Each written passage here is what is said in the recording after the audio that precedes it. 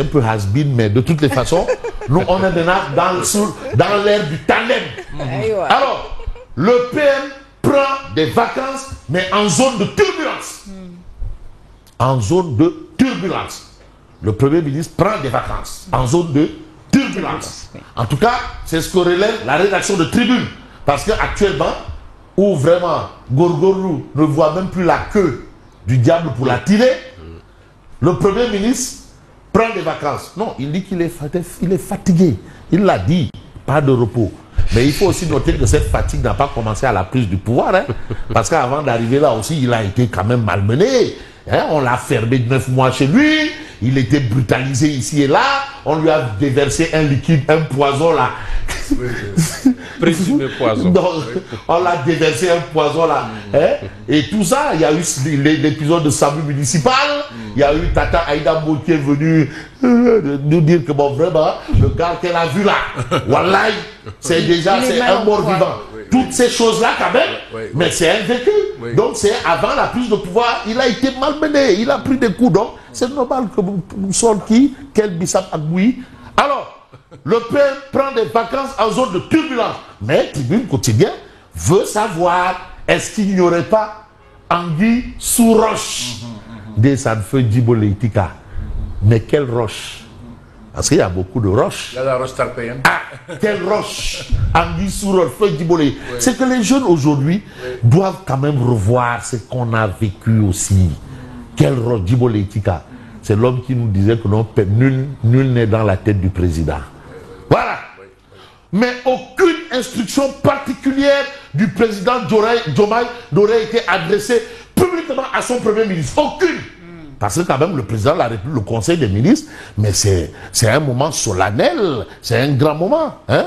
Et ce moment-là, il faut bien mettre quand même les choses dans leur bon sens. Le président s'adresse au Premier ministre. Monsieur le Premier ministre X, Y ou Z, Z, Y ou X. De toutes les façons, vous avez, contrairement à une pratique devenue presque rituelle, depuis le début du mandat, le congé est-il passé par là?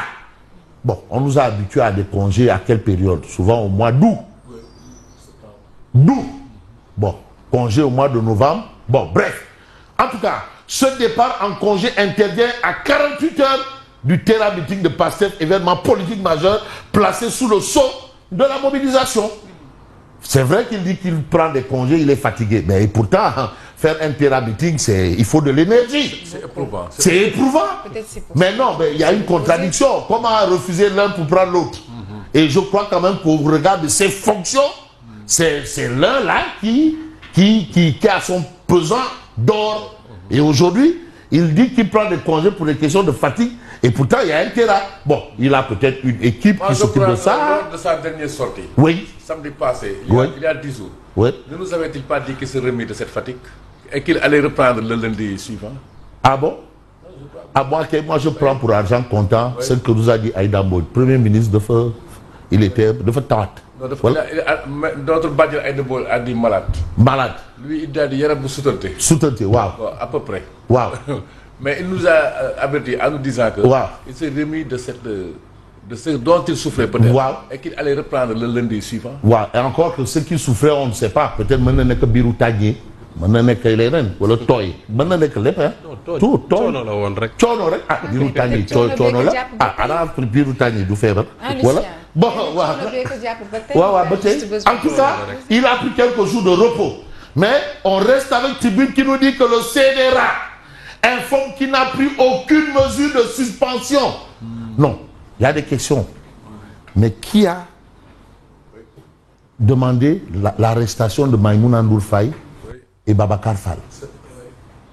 Qui a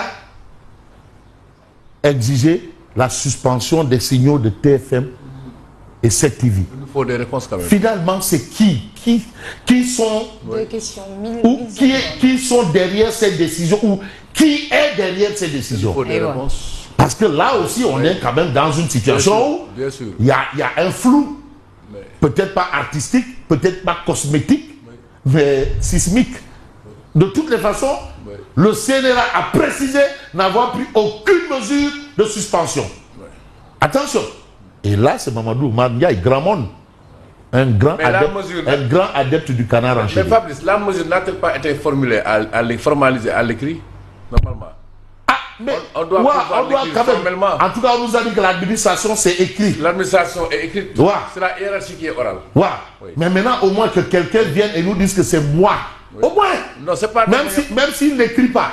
Mais on veut voir au moins, même si c'est le vigile qui vient qui lui dit c'est moi. Oui. Ouais, au moins. Vraiment. Mais parce que quand même, on ne peut pas être là dans le flou comme ça. Donc vous avez ce fait. Mais l'autre fait, c'est au nom du peuple, du but et de la foi que nous partageons. Partageons quoi? Par rapport à justement Terra Meeting contre Niartou National. Actualité nationale, pétrole, gaz, milliards empruntés sur taxe, mais sans impact sur les souffrances des Gorgorlou. On parle de pétrole, on parle de tout, on parle de quoi encore? On parle de beaucoup de choses. On parle d'argent emprunté, de surtaxe. Mais le Gorgorlou ne voit ni l'argent, ni la couleur de l'argent, ne sent même pas l'odeur de l'argent. Mais personne ne voit, n'entend rien. Même les pièces là, au moins, le bruit des pièces. Hein? Il n'y en a plus. Il y a un vieux dicton populaire. Oui. Rongonyu Badalo. Oui. Moïsim Tchereibour. Hein? Rongonyu Badalo, Moïsim Tchereibour. Ah, voilà. Ça, c'est un dicton. Mais on voit Direct News. Direct News fait un peu l'économie, fait le point de ce qui se passe contre la presse. Pourquoi cette volonté, mais à peine voilée, contre la presse? Et là, je crois que des doyens comme les Mbaye Diouf, des doyens comme les Samba Mangane, des doyens comme les Martin Faye, les doyens comme les Latif Koulibaly, Omar Dioufal, Neyfatoussi, hein? Mamadou Oumar Ndiaye. Oui. Oui. Lui qui a été quand même dans les grands combats pour la convention collective et pour l'aide à la presse.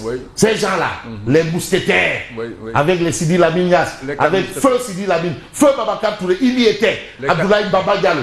Les 4 mousquetaires. Les 4 mousquetaires. Aujourd'hui, ces doyens-là, ces grands noms de la presse quand même. Mais quand même doivent. Mais on a vu Diatou Cissé quand même qui est intervenu. Alors, arrestation de journalistes, TOUI. Signaux TV coupé, TOUI. Accès corsé au fonds d'appui à la presse, TOUI.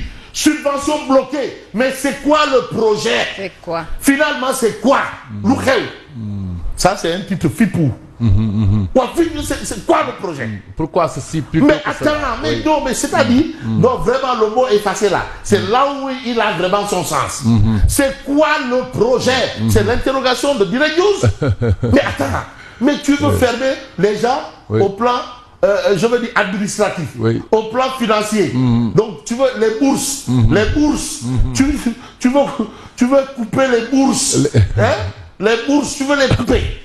Tous les revenus là, mais acquis démocratiquement, c'est un droit de haute lutte. Mais attends, et aujourd'hui on nous dit que dans ça, déjà même une violation, on met RTS et la maison de la presse dans l'aide à la presse, alors que la loi ne dit pas ça. L'objectif semble clair, fragiliser pour mieux réduire au silence. Voilà la situation. Voilà, les patrons de presse là, le CEDEPS là, voilà, ils sont fatigués. Bon, vrai, hein. Moi, j'ai l'impression, non, mais attends, mais où sont les. Y a pas, mais où est-ce qu'ils tirent leurs revenus? Quel est le rousse? Ah, hein? Quel est le rousse fille? Le rousse Ils sont son débarquement à l'aéroport. Débarquement. Non, ça va être fou. Non, c'est tout bouel Mogdad siècle. Alors, coupure de signaux, tout ça là. Mais attends, mais c'est quoi le projet? Il faut quand même qu'on nous explique. Ou bien il y a un problème. Et tu sais ce qui est spectaculaire? Ça, ouais, notre directeur de l'info là, ou de la communication là, il est allé pour expliquer que oui, les coupures de signal. Le communiqué du CNR là, Mamadou Bandiamoun est grand, hein? Oui. Ça, bon, Ça s'appelle un flagrant délit de l'expression qu'avait créé sa mère. Mais c'est l'histoire qui se répète. Flagrant délit de ce qu'avait dit sa mère. L'histoire se répète. Il y a 2 ans, lorsque ce fut le cas avec Walf, je crois que le CNRS s'était démarqué. Oui, mais sous Babacar Touré. Sous Babacar Touré aussi. Et je vous assure que avec lettre de démission à l'appui, lettre de démission, vous le faites, je démissionne. Ça, c'est les coulisses. Alors, Fabrice Nguema, c'est un homme de réseau. Alors, voilà. Abdoulaye. Ah oui, donc quand même, on est là. Sommes-nous tentés de dire. Sommes-nous tentés de dire. Détention de Farba Ngom et autres, Antoine fait la veille. Il s'appelle Veille. L'avocat français et ses collègues sont à Dakar pour documenter les détentions arbitraires. Ça, c'est un autre combat. Et vous avez Abdoulaye. Voilà, il est là. Abdoulaye, Farba Ngom et l'avocat. Ils sont tous là. En vacances à partir d'aujourd'hui, mais le PM se tourne vers son terrain meeting. Voilà le fait. Tiens, ça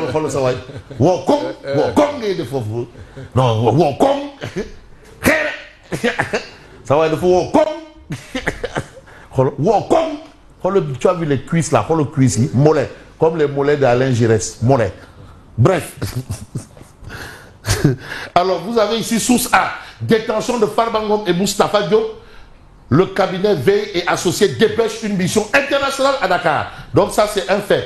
Mais ce que fait aussi d'autres journaux, tels En Relief, Conseil des ministres, mais le Premier ministre dresse le bilan des réformes. Dresse le bilan des réformes. Et annonce quelques jours de congé. Média mobilisation. Ce qu'expliquait Simon-Pierre Faye, le Fonds de défense de la liberté de la presse. Ah, waouh! Nyom, Gaï, ce qu'ils font là, on sait le faire aussi. Hein. Gaï. Mais ils passent par nous. On les connaît. On se connaît. Tout ce qu'ils font là, on sait le faire. On sait les pratiques, les méthodes, les stratégies. Waouh! On sait comment faire. Parce qu'ils le font avec nous. Nous, on peut le faire sans eux. Voilà. Le Fonds de défense de la liberté de la presse. Mais c'est ce jeudi à 11h. J'y serai. Voilà, j'y serai. Journaliste un jour, journaliste toujours. Toujours. Alors, on va voir ce jour le titre de critique. Face au pouvoir Sonko, il y a une nouvelle donne quand même qui se dessine. Les jeunes mènent la contre-offensive. Vous avez ici Bougane Gueye Dany, vous avez ici Pape Malick Ndour, Barthélémy Toye Dias et Khouroum Kha, qui est un pur produit des grandes gueules. Khouroum Kha, c'est vrai qu'il était dans le monde du hip-hop et de la contestation, mais il a fait un passage dans son CV. Ancien chroniqueur des grandes gueules. Lolo, y'a Kodef. Quel monde qui dara? Voilà, y'a Kodef. Voilà. Alors, on va. Oh, je crois le Simon. Demain, non, les gars, voilà, demain, Djoum. Voilà. Il a des grandes gueules. C'est ma grande gueule. Mamadou Marbiaï Wai. L'homme de Takusan. Ça grand là. Wow, mais ça mais un adepte du canard enchaîné. C'est vrai. Et il faut retenir de monde. Vous savez, c'est le témoin qui avait annoncé le départ de Hassan Diaye du Ramadan. Contre toute attente. Et je me souviens d'un titre. Non, les bulles du témoin, c'était phénoménal. Je me souviens d'un titre. Diou, le marabout de pire, le pire des marabouts. Il dit aïe. Avec le grand là, Ibou Ndoye. Qui s'occupait de cette culture dans les années 90. Bon, bref, je crois que j'en ai terminé parce qu'il est 7h pile poil. Peut-être Odia, ce sera pour demain. Je vous dis merci et bonne continuation. Mais le doyen Sama Mangane vous transmet ses chaleureuses salutations. Ah non, mais grand, non, Yacine, grand, yo, bon, derrière erreur, non, il se met devant la porte du big boy. C'est mon parent, je le suivais au Noëtan. Savez-vous que je suis un grand gardien de but à Liguerre? Ah bon? Non, je le suivais très petit. Machallah. Allez, bonne continuation à vous. Merci beaucoup, Lucien. À tout à l'heure pour la revue de presse.